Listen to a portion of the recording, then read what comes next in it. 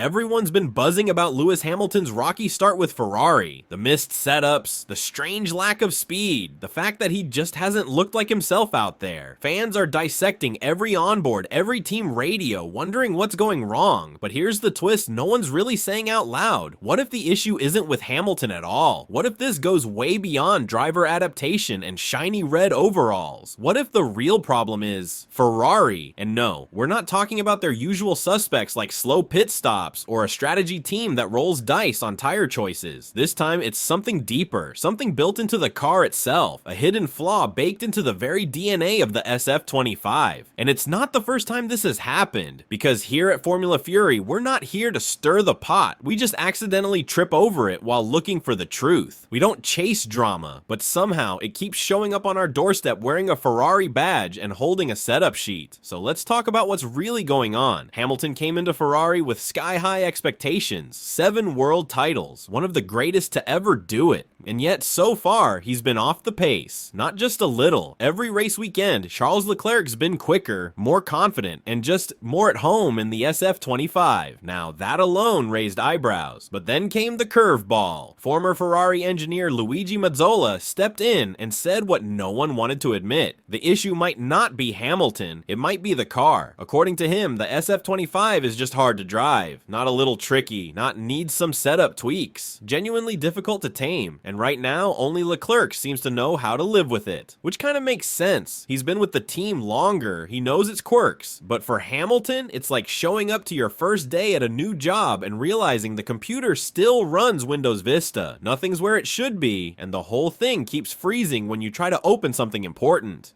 Here's where it gets even more interesting. The SF25 isn't just a tough car, it's got a very specific personality. It loves to rotate aggressively into corners, and it doesn't exactly behave under braking. In simple terms, it's twitchy. The kind of car that either makes you look like a genius or spins you into the gravel, and surprise, surprise, this kind of setup suits Leclerc perfectly. He's always been aggressive on turn-in, willing to hustle a car that's right on the edge. But for Hamilton, it's a completely different story. His driving style is smoother, more calculated, and after a decade of being locked into Mercedes machinery, this thing must feel like it's from another planet. Funny thing is, we've seen this before. Back in 2019, Sebastian Vettel had the exact same issue when Leclerc first joined Ferrari. Vettel was a 4-time world champion, and suddenly he looked average. Why? Because the car leaned toward Leclerc's style even then. So no, it's not some conspiracy. It's just Ferrari doing Ferrari things, like designing a car that only one person on Earth can drive, and even then, just on odd-numbered weekends. Now, before anyone starts writing Hamilton off, let's be clear, this isn't failure, it's recalibration. You don't spend over a decade driving one type of car at Mercedes, mastering its every twitch and quirk, then suddenly hop into a completely different beast and expect instant magic. Hamilton's style is built on precision, consistency, and smooth control. The SF25 demands aggression, trust and instability, and a dash of chaos. So yeah, the transition is going to take time, but we're already seeing signs it's clicking. Take Bahrain, for example. He started 9th and finished 5th. No crashes, no safety car miracles, just pure methodical driving. That wasn't luck. That was learning. That was Hamilton gathering data, feeling things out, and quietly moving up the order. If Hamilton were a computer, this would be the part where the loading wheel spins for a bit. Maybe it freezes once or twice, but when it finally clicks, you better believe this thing's gonna run at full speed.